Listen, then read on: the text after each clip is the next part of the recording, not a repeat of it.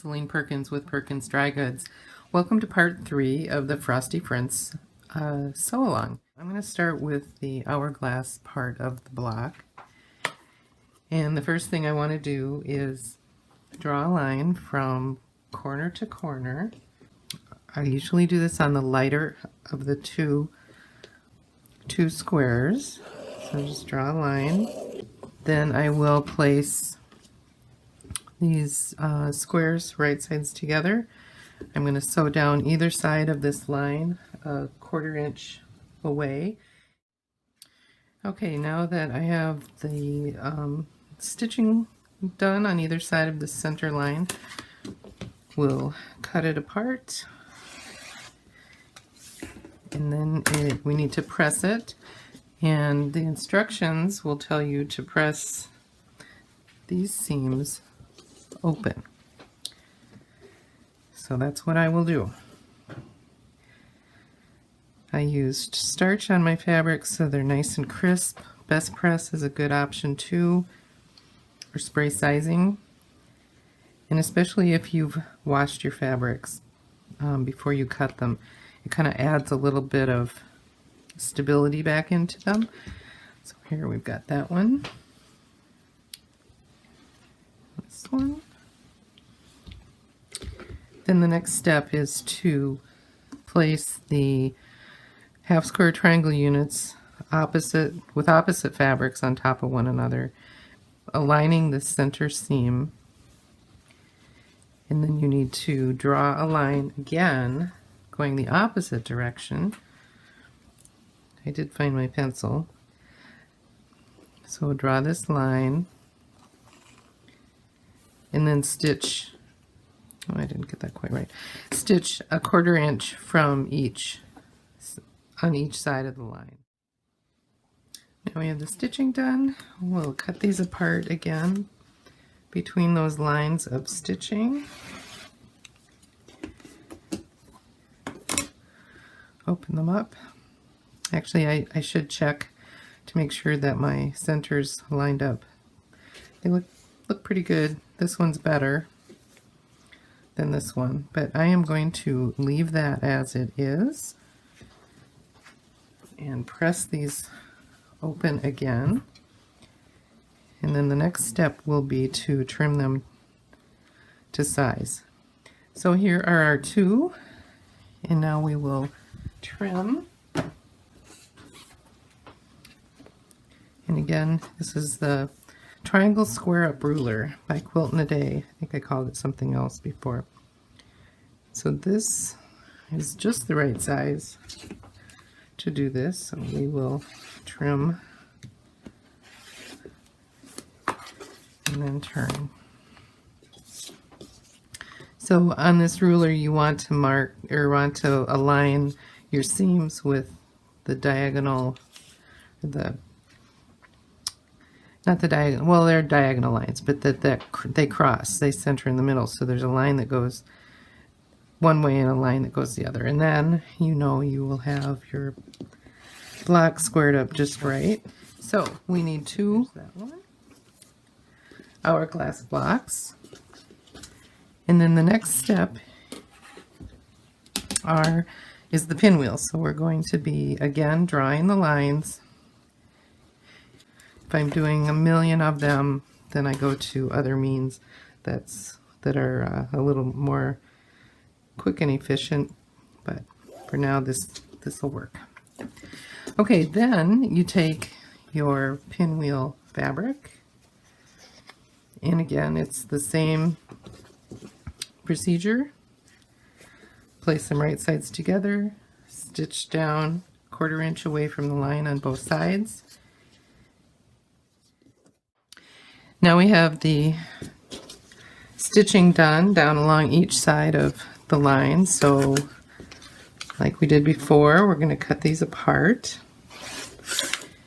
And then in this particular block, the instructions are to press the seams open. And the reason being is when the block gets sewn into the quilt, it makes pressing the blocks that are adjacent to it much easier because you're not going to have excess bulk in spots where you really don't want it. So we press these open, and then we'll again trim. Now this time we line up the horizontal line with the seam line, and the vertical line you want with the point below, and kind of look at where it is up top too, because again you're trying to center this unit in the space that it needs to be trimmed to. So trim it side to side, flip it around, line it up again, try to get that center line on the point, the corner. And there we go. Now we have 8 half square triangle units that we're going to make into a 2 pinwheels. So I lay them out, because if I don't, I get them going the wrong directions, and then I don't have a pinwheel the way I want the pinwheel. And then here we go. So what you do is you stitch these 2 together in a pair, and these 2 get together in a pair, and then the 2 pairs get sewn to one another. Here's what I mean by chain piecing. You start and you put the first unit through the machine, and you maybe stitch off the edge, and then you continue with the next unit and the next unit and the next unit. And that way it's more efficient, but you also aren't using more thread than you need to, because you don't have a tail at the start of each one that you're cutting off. So then we just snip these. Actually, what I like to do, I think we're going to be, yes, we're just going to be pressing to one side for this part of the unit. So I will lay them with the thread, the seam across the top, set the seam, and then press to one side. I call this a kite tail, because it keeps everything kind of lined up and together. And then once everything is pressed, then I take my scissors and I snip. And actually, I really like to use a blunt nose scissors like this these are little kid scissors, because then I don't end up poking my mat. I don't get holes in it, and I don't get stuck. So we have our sets, and now we can put those together. The instructions say just to press to one side. And I will show you another tip. We spun the seams, I think it was on snowman number 2. So we can do this with the pinwheel too. So you look at where these perpendicular seams are going. So this one's going to the left, and then down, and then to the right. So we want this one to go up. And it's just removing the stitching in the seam allowance there that will let you pop that. And then you can press it, and then it flattens out that center. And you get a little bonus pinwheel, mini pinwheel in the center that no one will see. So there we go. We've got a really nice flat pinwheel. And now we can put the block together. So this block is basically a 4-patch made out of 2 pinwheels and 2 hourglass blocks. So this is how it goes. So we'll sew that together. Now the pressing on this last section is to press open.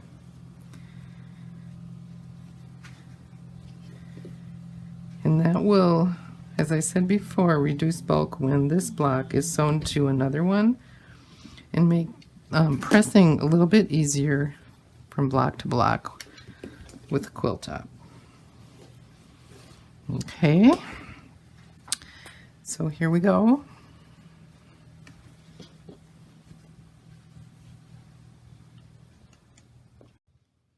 All right, all 4 units are together. The last seam is also pressed open. Makes for a nice flat center. And there's our block for part 3. Thanks for watching. I've got my snowman body fused, and I'm using the left-tied scarf here. So I'm going to add my scarf. We'll just use this for a little bit of help with the placement. So I'm just going to tack this here just to hold it. And I did mark the buttons and the eyes so that it will help me get the hat on the way it's drawn. So here we've got this. This is fused a little bit. And I did want to mention that in the pattern there's the left scarf snowman, and then on the other side there's the right scarf snowman. So you have both of those resources handy for when you need it. So now we're going to do this slouch hat. So I'm going to put my little snowman head here, put the hat on.